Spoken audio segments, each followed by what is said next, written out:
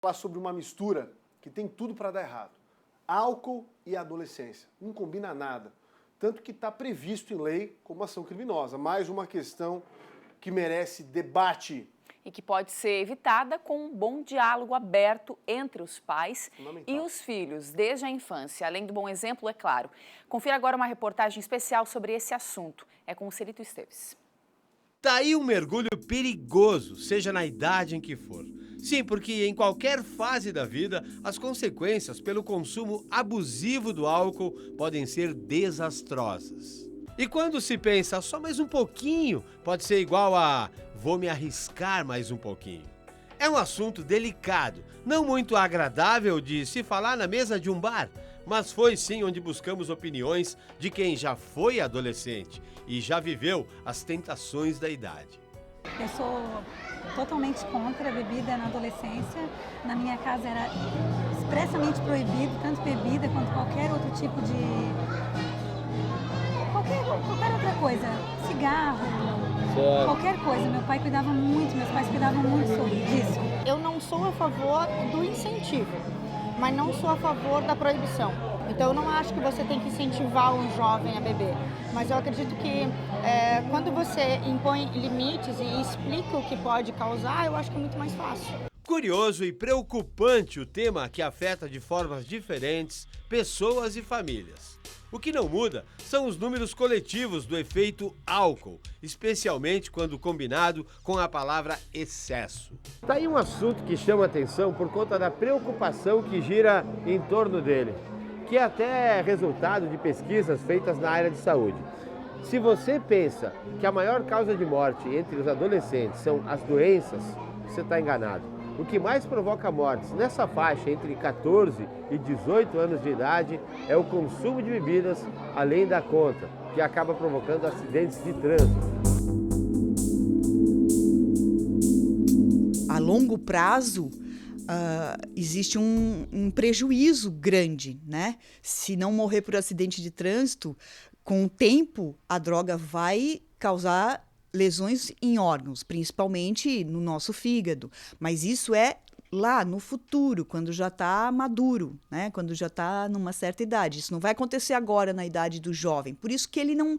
O argumento de dizer que prejudica a saúde não convence o jovem de não beber. A doutora Giane é especialista em assuntos da adolescência. A pediatra é autora de textos que enriquecem a literatura médica, especialmente na relação álcool e drogas, causas e consequências. Faz parte dessa idade entrar em contato com as drogas e com o álcool também. E por que isso? Porque ele está numa grande fase de transformação cerebral e ele tem muita curiosidade de testar o efeito da droga no seu próprio corpo.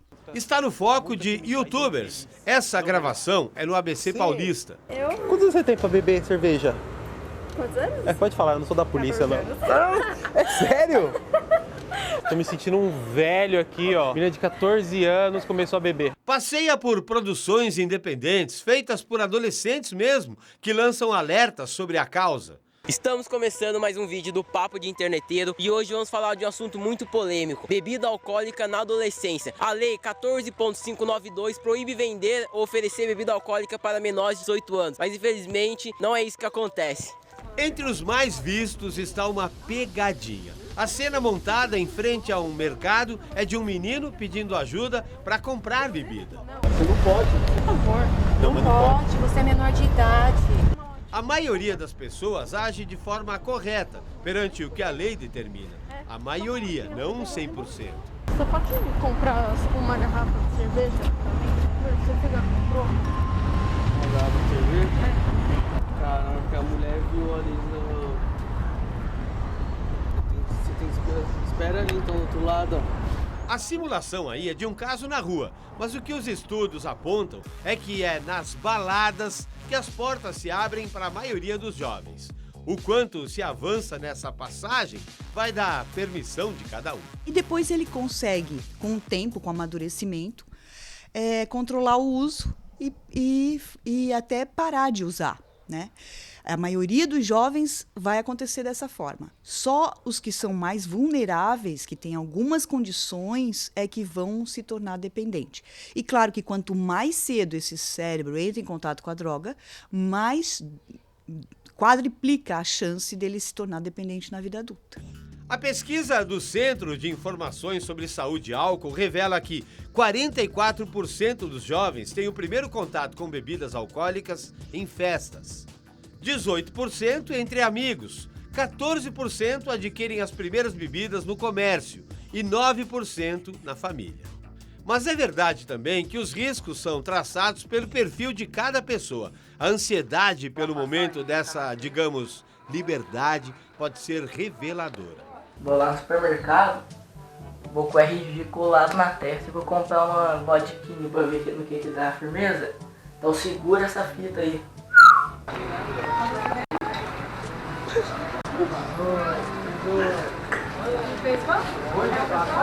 Os jovens que gravaram esses vídeos expõem uma vontade que vinha sendo contida pela idade. Pode sim ser só uma brincadeira, mas também pode estar no tema de um dos capítulos da doutora.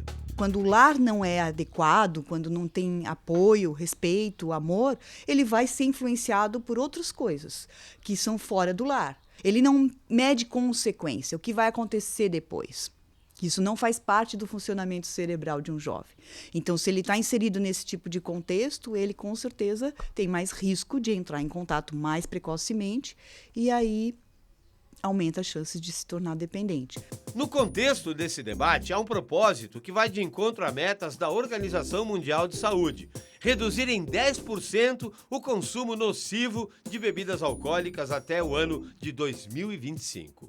Um desafio e tanto, mas que pode e deve começar dentro de casa. Até os 6 anos de idade, a literatura mostra que se a criança participa do ambiente familiar assistindo o exemplo dos pais em beber, isso vai com certeza estimular. É um dos fatores que os pais sempre são exemplo. E aos olhos da medicina, há nesse assunto um engano muito comum quando se diz: álcool é uma coisa, droga é outra. É uma droga. É uma droga. E ela age no cérebro, no sistema nervoso central. Para atacar o centro do problema, pensando numa sociedade mais saudável, é preciso atenção e atitude. Entender as fases da vida é um passo importantíssimo. Quando a gente entra na adolescência, os pais estranham os próprios filhos, né? Porque há uma grande mudança. Eu preciso entender que esse adolescente vai se tornar um adulto e que ele precisa agora, ele quer ter a voz dele, a independência, a identidade pessoal. E para isso acontecer, não dá mais para impor. Então os pais precisam dialogar, negociar, combinar os limites. Para concluir o assunto, uma dica simples que pode valer muito. Eu digo sempre assim, o adulto precisa emprestar o cérebro de adulto para o cérebro adolescente, até que ele amadureça. E o nosso cérebro amadurece lá depois dos 20 anos, e as pessoas não têm essa noção, né? Até os 25, essa região frontal, córtex pré-frontal, que é responsável para a gente tomar as decisões, fazer boas escolhas, ele está se reformulando, né? Então a gente acha que o jovem já é um adultinho, e não é. Alô, segura.